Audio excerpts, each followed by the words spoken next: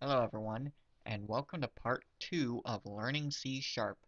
So last time I went over the different variable types and how they are converted when doing math.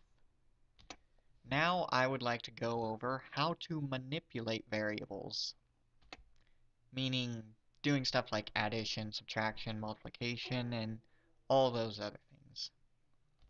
So first thing I want to go over is declaring values.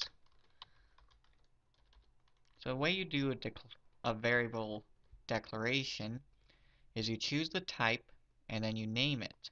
But when you declare value, you use this equal sign. So I can set it to 6.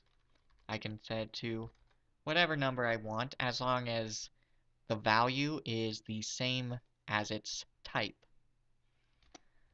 But I can also set it equal to some value plus itself. And the reason I can do this is because whatever value you're setting it equal to reads the right side of the equal sign first and then assigns that number to the left.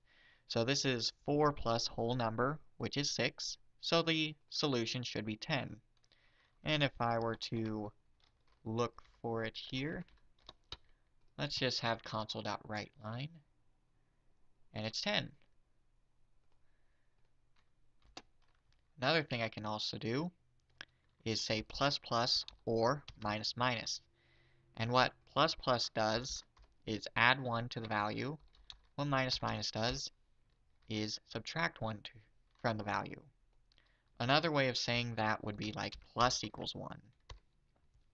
And you can also have whatever value you want here. And then the way you multiply is through star equals whatever value you want to multiply it by. And then there's also forward slash equals, which divides it by that number. So this whole number divided by 3 should equal 2, which it does. Now let's multiply it by 3, which should equal 18, which it does. Let's subtract it by 3, which should be 3. There. Let's add 3, and it's 9. Now you can do this addition for all types of variables, and that includes characters. So if I were to say character plus plus, it will increment it to the next character, which is B.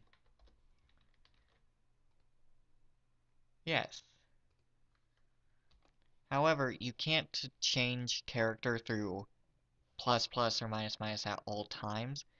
And note that this isn't going by the alphabet, it's going by all the symbols.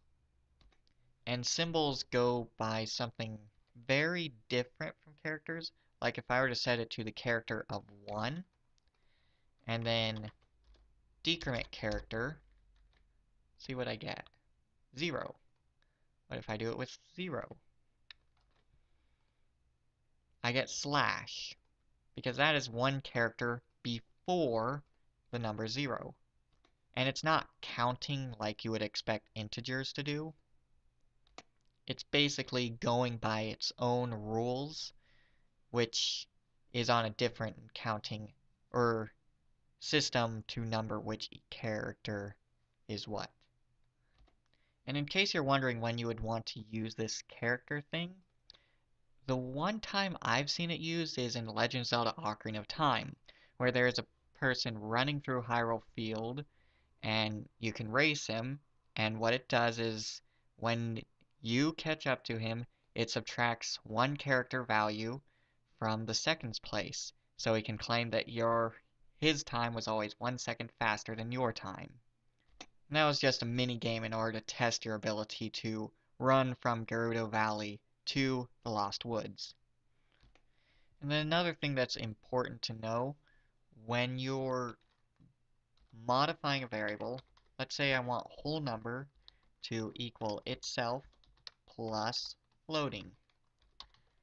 I can't actually do that because whole number is an integer, and you can't add integers with floating points. I have to convert this value to floating somehow. I believe if I were to divide it by 1f, oh, actually, what you would have to do is either create a new variable,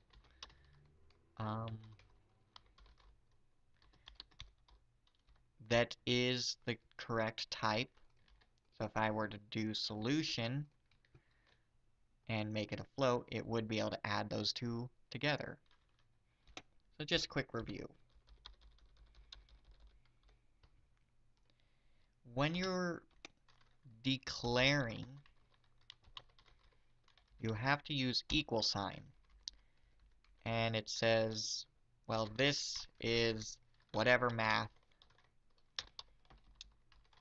is being done here. So set this value equal to a bunch of math here. And then for our manipulating,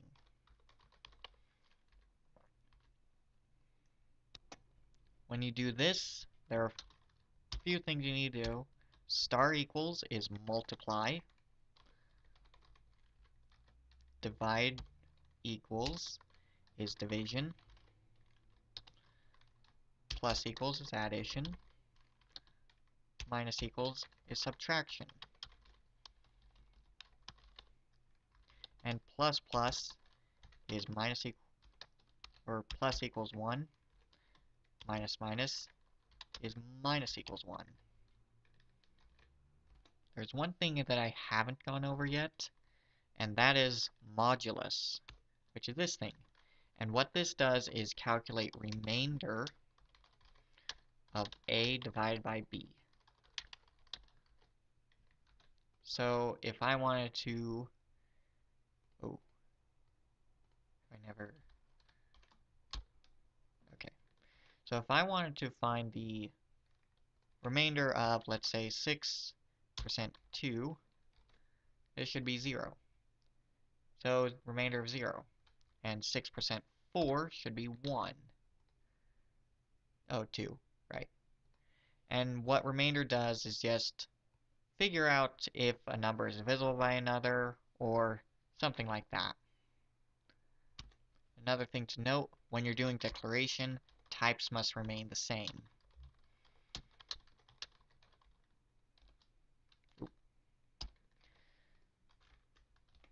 Before we move on, there's one thing I need to show you, and that's how to make it so the user can input a value and manipulate the variable through that way.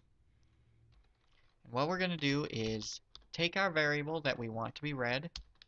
What we need to do is have this line convert dot to int, and these are the base integer values. And it depends on what kind of computer you have. If you have a 32-bit, 64-bit, or whatever. And I'm just going to stick with 32 for now. And then console.read line.